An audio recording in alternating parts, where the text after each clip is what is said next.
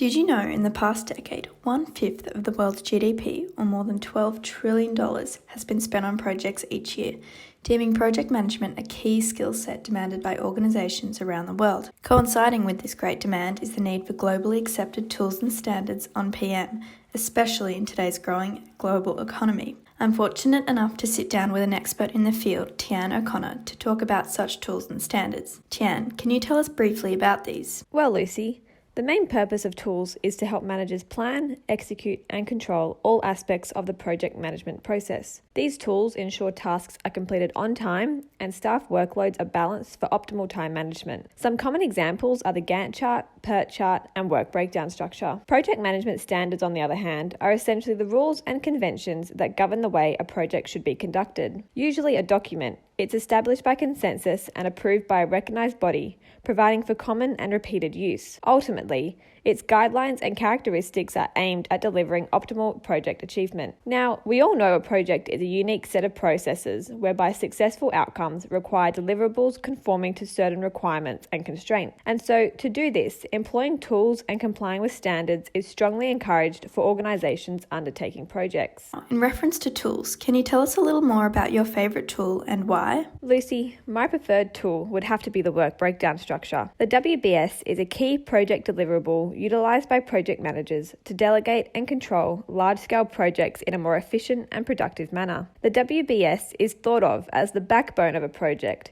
helping the transition of work from passive to action. This tool is my favourite due to its similar structure with the hierarchical system, where tasks are divided equally between the team. It's usually developed through a simple flowchart or table that outlines each necessary stage of the project. Commonly, 3 levels are used: project goal, project objectives, and activities. This allows for a simple planning process, achievable milestones to be accomplished throughout the development, and greater evaluation of each task, giving confidence in the stakeholders. The WBS allows for a project scope to be developed in order to provide a streamlined outlook on the entirety of the project, allowing greater time to be used in preparing the structure. However, I think that H. Vand hits it on the head with the importance of the WBS. He states, preparing it isn't a simple exercise of just delegating and subordinating tasks to each individual, but rather communicating with your team on what the requirements are and what are the appropriate steps needed to accomplish this. And so, when undertaking a project, how do these work breakdown structures help manage risks? So due to the physical nature of the WBS, if an element of the project is not well defined or understood, it is easier to identify it as a risk. This allows the risk to be monitored and tracked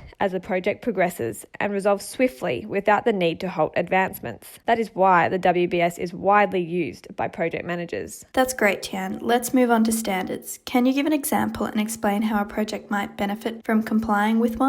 Absolutely. ISO 21500 was developed after 5 years of project manager experts integrating their knowledge from reputable governing bodies in the profession, such as Project Management Institute and the International Project Management Association. It provides guidance on the concepts and processes of project management that are important for the success of projects. And it's no secret, structured application of knowledge and good practices proves for better project performance. Consistent with the Project Management Book of Knowledge, ISO 21500 enables the individual, the organisation, and all project stakeholders to speak one language in project environments. And yes, that includes cross-borders, with multiple nationalities and organisations involved. That's the beauty of the International Standard Organisation. It's instantly recognised worldwide, it's rich in history for instigating effective project management. Sounds great, Tian. So what exactly does it have to offer? Lucy, it consists of 4 main parts: the scope of the guideline, terms and their definitions pertaining to increased communication dynamics, descriptions of project management concepts, and finally, the key inputs and outputs for 39 project management processes. But perhaps what's so unique about the standard is that it defines the processes, inputs and outputs, but not the tools and techniques, which is precisely where Agile fits in, a practice that's becoming increasingly more prominent and favourable. And so what are the advantages of complying with this standard? Lucy, having identical processes for all projects ensures all work is synchronized to minimize shortcomings. ISO 21500 does not discriminate between project size, and quality is a unanimous expectation. Making for a competitive edge, it increases customer satisfaction and bolsters teams' growth and development, offering the potential to drive organizational maturity to the next level, which is actually a common weakness in project teams. Well, Tian, it's been great having you share your insights. Thanks for speaking with me.